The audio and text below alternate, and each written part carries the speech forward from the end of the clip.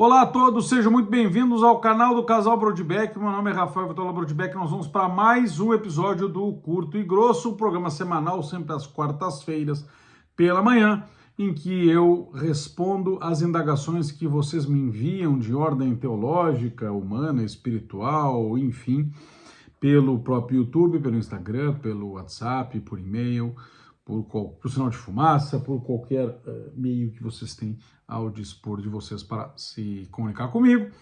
Meu nome, você sabe, é Rafael Vitola Brodbeck. Eu estou aqui para ajudá-los na formação e se vocês vieram parar por acaso neste vídeo, é porque vocês têm interesse em teologia, doutrina católica, vida espiritual, a formação humana, a formação matrimonial, e o YouTube, pelo seu algoritmo, recomendou para vocês. Desde já os convido a se inscreverem no canal e a ativar as notificações também para não perder nenhum vídeo. Além do Curto e Grosso, nós temos outros vídeos, geralmente às segundas-feiras, mas também em outros dias a gente eventualmente solta algum vídeo quando é necessário. Minha esposa também faz vídeos aqui, é o canal do Casal Brodbeck, não é meu.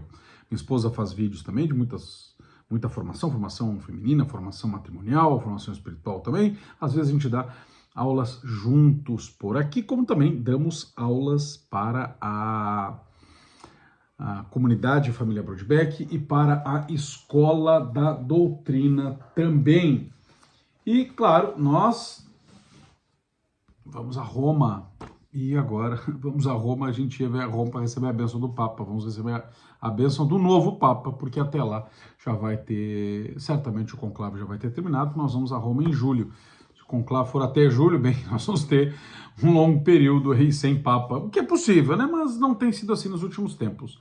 Então, provavelmente, nós já vamos estar com um novo Papa, vamos receber a bênção do novo Papa em Roma.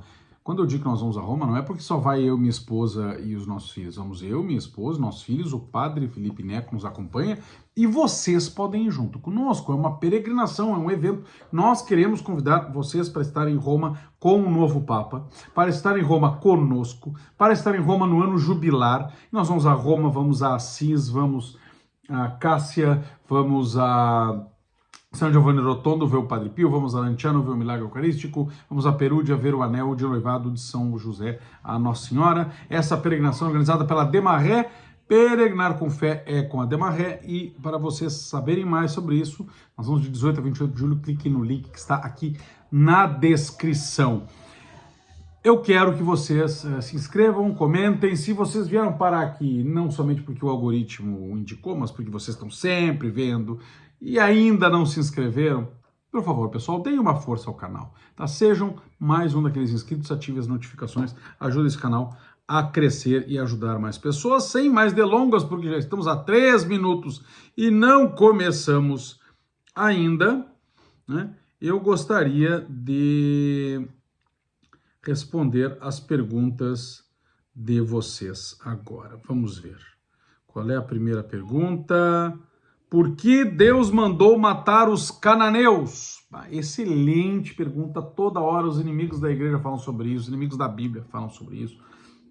Os ateus invocam essas passagens, Deuteronômio 7, 1 a 2, Deuteronômio 20, 17 e Josué 6, 21. Bem, a ordem divina para matar os cananeus, né, os habitantes lá daquela etnia semítica também, como os árabes eram semitas, como os hebreus eram semitas, os cananeus, os habitantes de Canaã, a terra prometida, que era a terra onde Abraão, Isaac e Jacó moravam. Eles saíram de lá para o Egito em busca de alimento, ficaram no Egito um tempo, os seus netos acabaram se tornando escravos, ficaram 400 anos lá, e Deus libertou, e para isso que existe o Pêssar, né, a Páscoa, primeira Páscoa, símbolo da Páscoa posterior cristã, né, porque tudo no Antigo Testamento é uma preparação e um símbolo, uma sombra do Novo Testamento. Deus libertou, então, os israelitas, libertou os hebreus, os judeus, como depois nós vamos conhecer, embora especificamente judeus sejam da tribo de Judá, mas enfim, e os libertou com Moisés. Eles passaram pelo Mar Vermelho, foram até a Terra Prometida, 40 anos de peregrinação pelo deserto, e conquistaram a nação cananeia, conquistaram Canaã. e Deus mandou matar os cananeus. Certo, quando se está em guerra se matam as pessoas, né? Mas aqui há um dado interessante, Deus manda matar todo mundo, ele diz não deixe ninguém. E os inimigos da fé gostam de elencar as passagens para mostrar que é um Deus malvado e que, portanto, não poderia ser amoroso e que, portanto, ele não existe. E o cristianismo e o próprio judaísmo e a crença em Deus é um mito. Bem, a ordem divina para matar os cananeus, registrada em textos como Deuteronômio 7, 1 a 2, Deuteronômio 20, 17, Josué 6, 21, pode parecer à primeira vista um ato de crueldade de Deus, né? Ainda mais um Deus que se apresenta como amoroso e como ele se revela plenamente em Jesus Cristo, mas quando a gente começa a analisar as coisas à luz da revelação toda, né, do contexto histórico, do contexto teológico, do contexto moral, o comando que Deus deu pode e deve ser compreendido como coerente com a justiça divina e até com a misericórdia. Vamos ver aqui, Êxodo, Números, Levítico, Deuteronômio,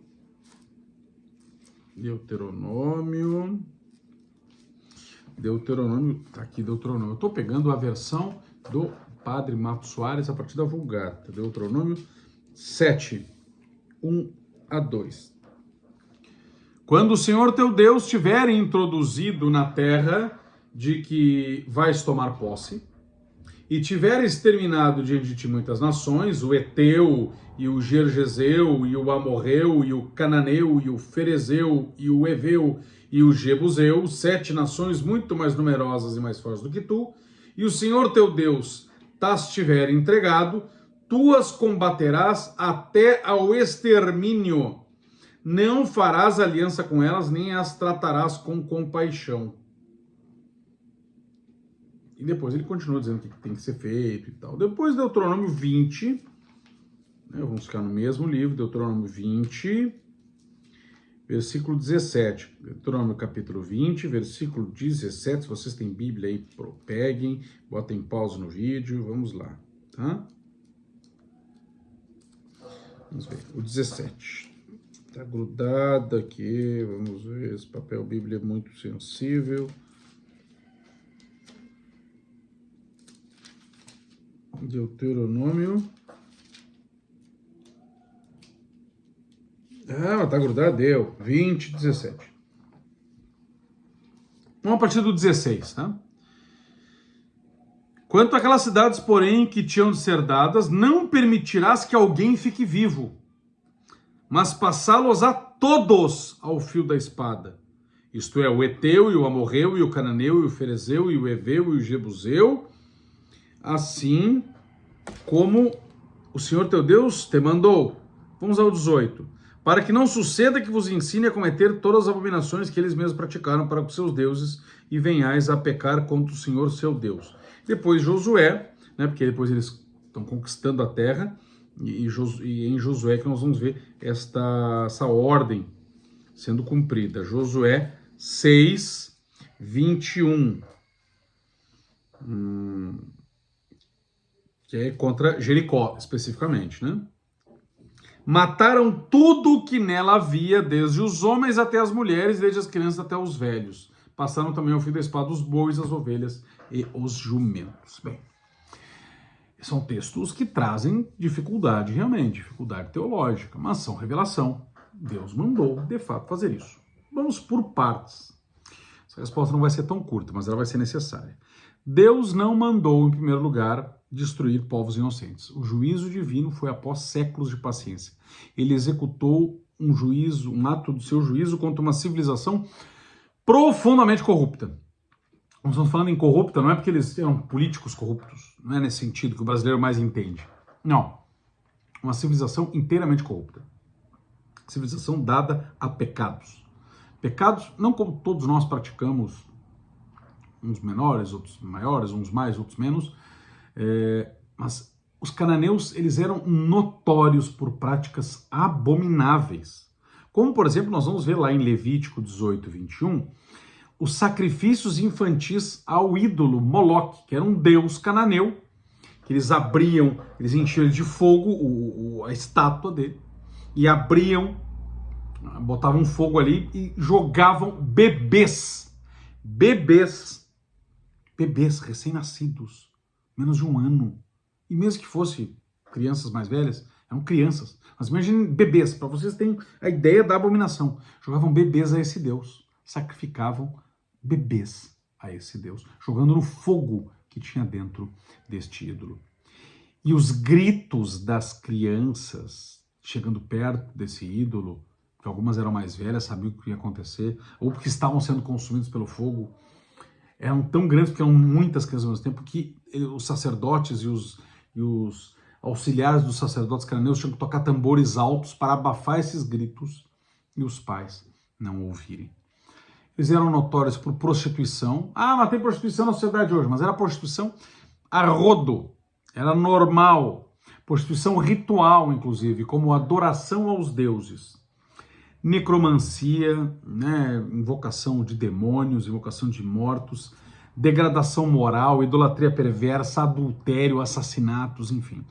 Isso não é apenas o relato bíblico, né? Nós temos evidência arqueológica, temos testemunhos externos, como por exemplo de Plutarco, que mostram que tais práticas incluíam todas essas coisas abomináveis, né? Inclusive essa história do tambor para abafar o grito dos bebês queimados vivos é descrito pelos historiadores, não somente.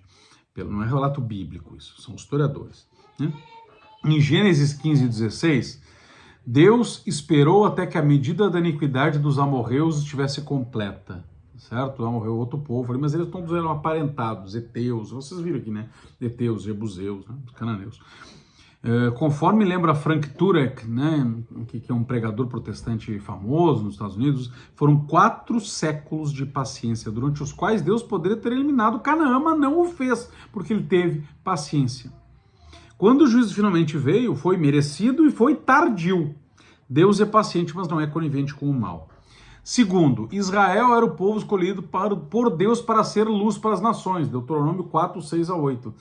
A sua missão incluía gerar o Messias Salvador do mundo, ou seja, Deus queria salvar toda a humanidade, Deus não queria salvar Israel. Israel não é o povo escolhido para ser salvo, Israel é o povo escolhido para manter a promessa do Messias. Deus mandaria um Messias, um Salvador, para salvar toda a humanidade, não só Israel, para toda a humanidade. Mas para isso era preciso que as pessoas lembrassem que haveria um Messias. Deus prometeu o Messias lá para Adão e Eva, ele continuou prometendo para Noé, e os filhos de Noé, os netos de Noé, eles foram se degenerando depois com o tempo em outras práticas, em outras religiões, enfim, foram perdendo esta crença tanto no Deus único, quanto a crença na promessa desse Deus único num Salvador. Para que esta promessa, para que essa existência do Deus único não fosse abafada, as pessoas mantivessem a crença no Deus único, e para que a promessa de um Salvador também não fosse abafada, Deus levantou um povo em Abraão, renovou em Isaac, filho de Abraão, renovou em Jacó, filho de Isaac e, portanto, neto de Abraão. Esse povo que foi escravo no Egito, foi liberto por Moisés. Esse povo de Israel, o hebreu, ele foi escolhido por Deus não para ser salvo, mas foi escolhido para manter a fé no Deus único e manter a esperança na vinda do Salvador.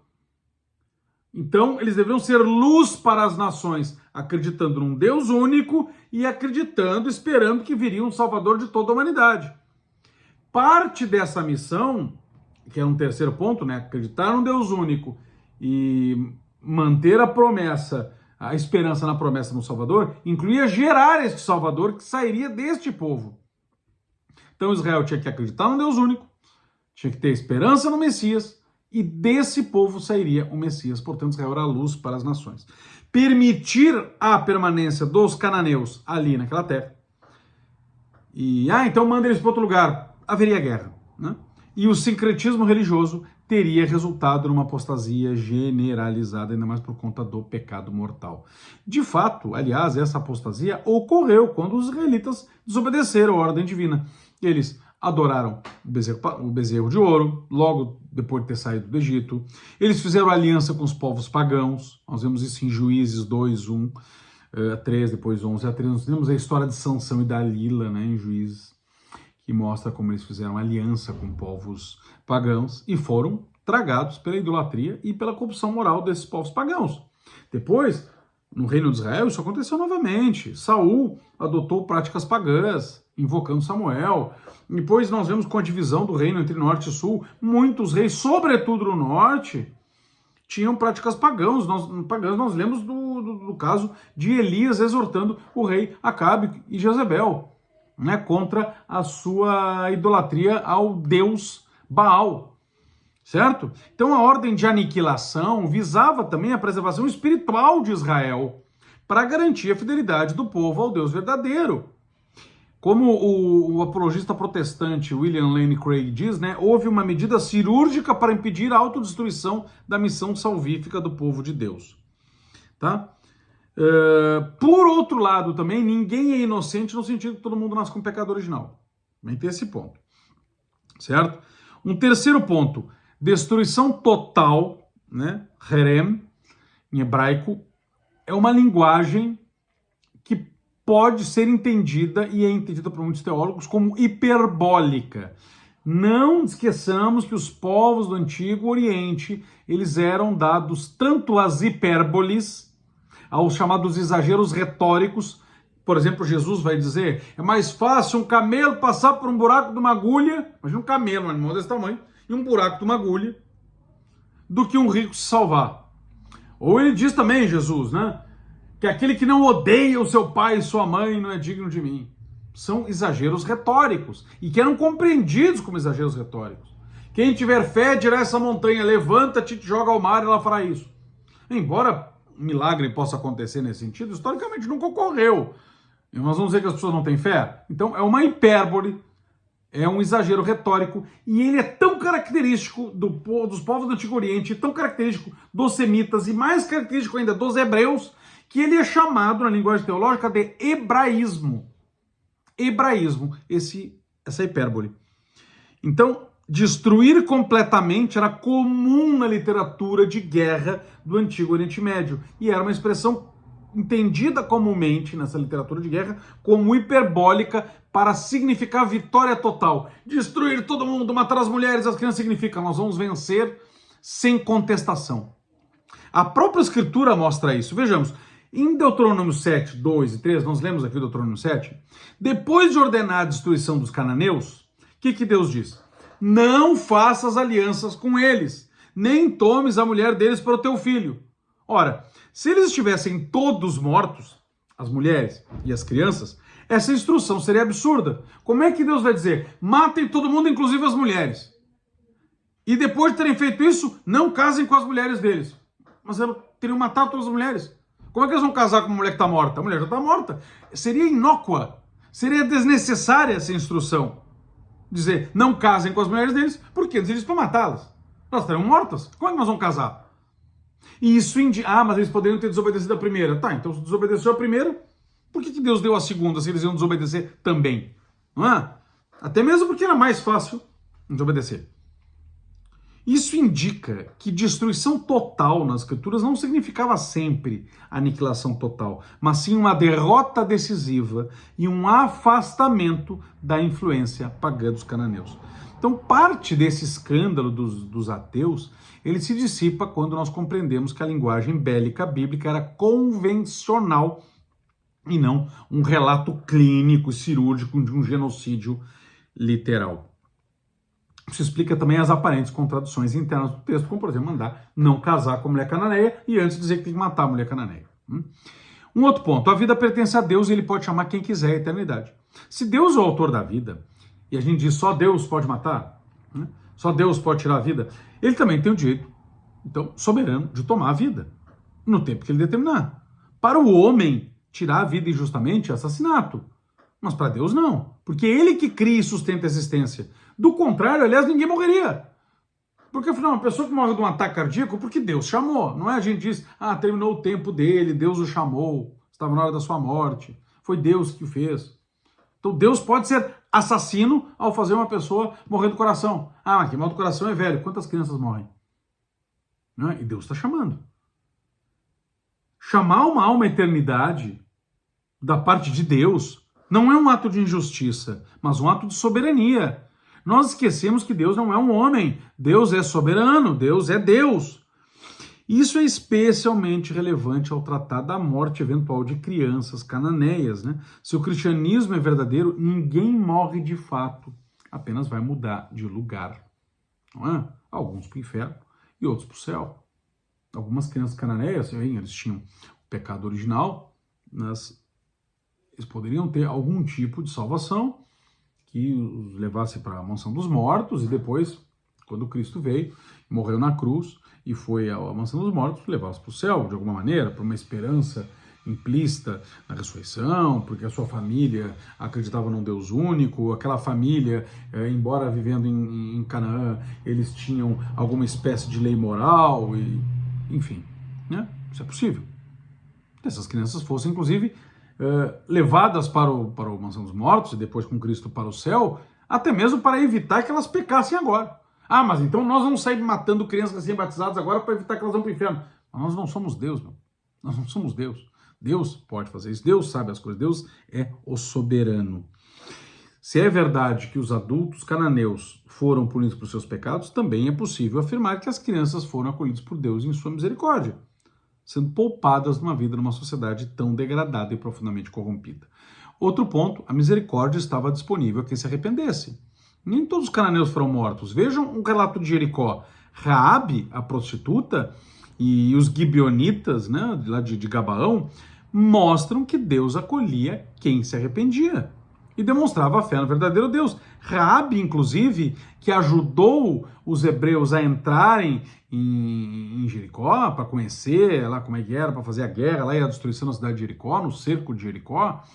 Raabe, como prostituta, ela se arrependeu de seus pecados, pediu para ser acolhida, foi perdoada. Ela era cananeia, ela não morreu, ela não foi assassinada. Pelo contrário, foi poupada. E não só isso, entrou na linhagem de Cristo. Mateus 1-5. Ela é uma antepassada de Cristo. Uma antepassada de Cristo era uma prostituta. Isso prova que a destruição não era cega, não era irracional, mas era moral e condicional. Deus está sempre disposto a perdoar quem se volta para ele com fé e humildade. Enfim, a ordem preliminar aos cananeus não era normativa para o comportamento humano em geral, né? A teocracia do Antigo Testamento era única na história da salvação, não é um modelo para hoje, era necessário naquele momento, tinha funções específicas naquele momento, tá? Não é assim hoje. Hoje a igreja defende uma união entre a igreja e o Estado, mas não uma teocracia. Na época não era uma teocracia, Deus guiava aquele povo diretamente, aparecia, falava para os seus profetas. Hoje é mediante o ministério da igreja. E tinha uma missão específica, né? Garantir a pureza do povo da aliança. Nós temos que ler os textos do Antigo Testamento nessa perspectiva. Tem um livro de um autor batista, deixa eu ver se eu acho aqui. Onde está este livro? Onde é que está esse livro? Ele estava por aqui, aqui próximo. Sempre que eu quero mostrar um livro para vocês, eu não acho. Já viram isso? Sempre que quero mostrar um livro para vocês, eu não o acho. Ali, aqui.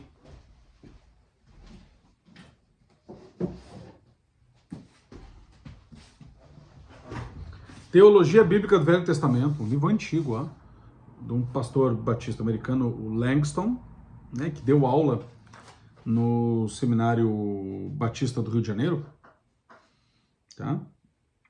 Que foi publicado esse livro em 1938, ele foi professor de Ética e Teologia.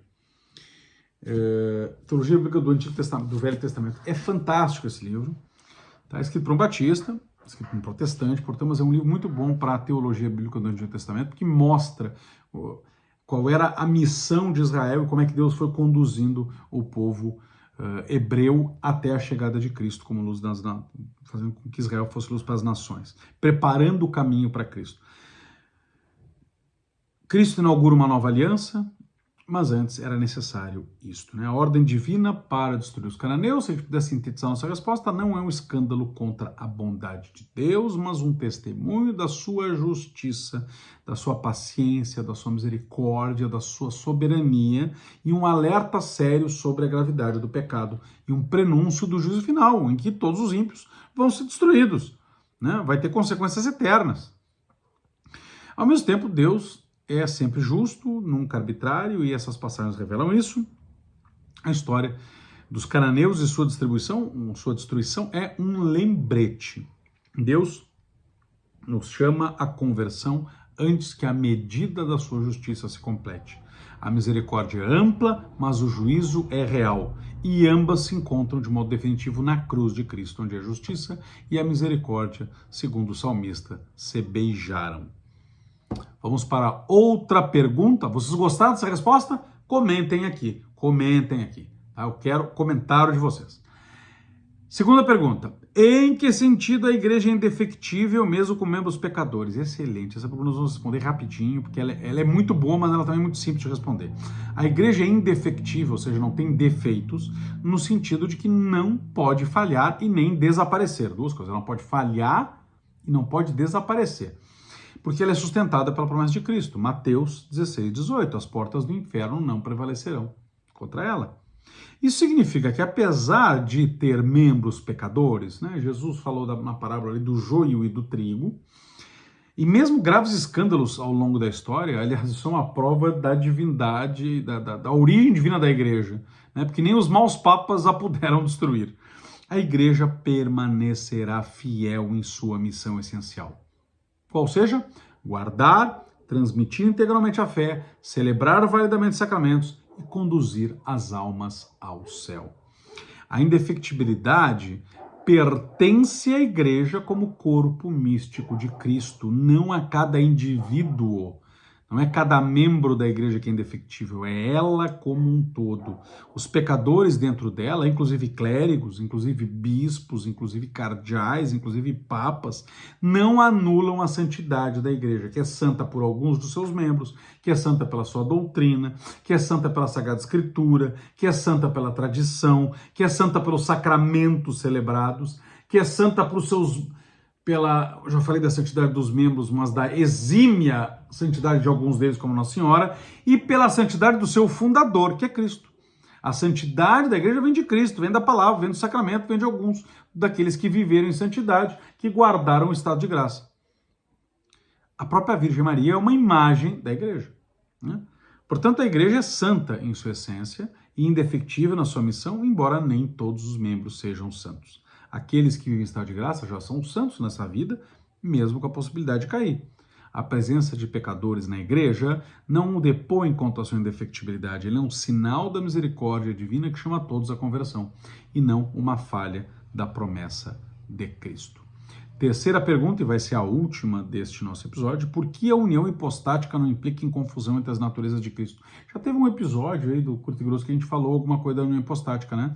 Quando a gente falou da maternidade divina de Maria. E agora o tema se repete, mas sob outra ótica. Talvez seja uma consequência justamente daquele vídeo. Eles viram o vídeo, alguém deve ter visto o vídeo, e a partir daí surgiu esta indagação. É muito boa, eu quero aproveitar na sequência da gente ter respondido naquele outro Curto e Grosso. E se vocês não viram, vejam na playlist aqui do Curto e Grosso, vou tentar colocar o card aqui, se não tiver vocês procuram aqui no canal. Eu posso me esquecer na hora de editar. E vejam esse episódio. A união hipostática, o que é? Hipóstase é pessoa, então a união na única pessoa de Cristo, das duas naturezas, né? A união da natureza divina e da natureza humana na única pessoa do verbo divino, do Filho de Deus, né? Isso não implica confusão entre as naturezas de Cristo, porque essa união é sem mistura, essa união é sem mudança, essa união é sem divisão, essa união é sem separação também, conforme no ano 451, decidiu o Concílio Ecumênico de Calcedônia. Em outras palavras, a natureza divina de Cristo não se transforma em humana, nem a humana se dissolve na divina. Isso seria, de alguma forma, monofisismo, ou alguma forma radical de miafisismo, né? Ambas as naturezas, divina e humana, permanecem íntegras, permanecem distintas. Em Cristo, homem é homem, Deus é Deus. São duas naturezas distintas e íntegras, 100% Deus, 100% homem. Cada uma com suas próprias operações, cada uma com suas próprias propriedades, inclusive há duas vontades, inclusive. Mas essas duas naturezas que permanecem íntegras, permanecem distintas, uma não se transforma na outra, uma não se dissolve na outra, estão unidas, não é transformadas uma na outra, não é dissolvidas uma na outra, elas estão unidas na única pessoa de Cristo, porque também nós não somos nestorianos. Já tinha sido decidido no concílio anterior à Calcedônia, que é o concílio de Éfeso. Certo? Unidas na única pessoa de Cristo, sem formar uma terceira coisa. A natureza humana é uma, a natureza divina é outra, Calcedônia. Mas elas estão unidas, não dissolvidas, não transformadas, na única pessoa de Cristo, conforme Éfeso já tinha dito. Assim, Jesus pensa com inteligência humana e com sabedoria divina. Age com vontade humana e com vontade divina. Sofre e morre como homem, mas realiza milagres e perdoa pecados como Deus. Isso é possível porque as duas naturezas operam em conjunto, sem confusão, mas também sem separação, pois tudo pertence à única pessoa divina do Verbo de Deus feito carne. A união hipostática é a união da pessoa, hipóstase, e não da natureza. E é exatamente isso que preserva a integridade de cada natureza e impede qualquer confusão. Falamos em 2 concílios, né? Concílio nos lembra a unidade da igreja, concílio nos lembra Roma. Aliás, tivemos concílios em Latrão, que é em Roma. Tivemos concílios no Vaticano, 2, né? O primeiro e o segundo. E nós vamos estar em Roma. E eu quero que vocês estejam conosco, inclusive para receber a bênção do novo Papa que estará. Eu estou gravando o vídeo agora, nós estamos em plena época de funeral do Papa Francisco. Que Deus o tenha, que ele descanse em paz. Ainda nem começou o conclave, mas o conclave deve começar início de maio. Segundo, se as coisas correrem bem, como geralmente correram nos últimos tempos, meio de maio nós já vamos ter um Papa. E em julho, então, estaremos com o novo Papa em Roma. Se não tivermos com o novo Papa, vamos estar em Roma para assistir um conclave demorado, não é? Eu quero vocês conosco, o link está aqui na descrição. Peregrinar com fé é com a D Maré. Eu quero vocês conosco. Um grande abraço e fiquemos todos com Deus.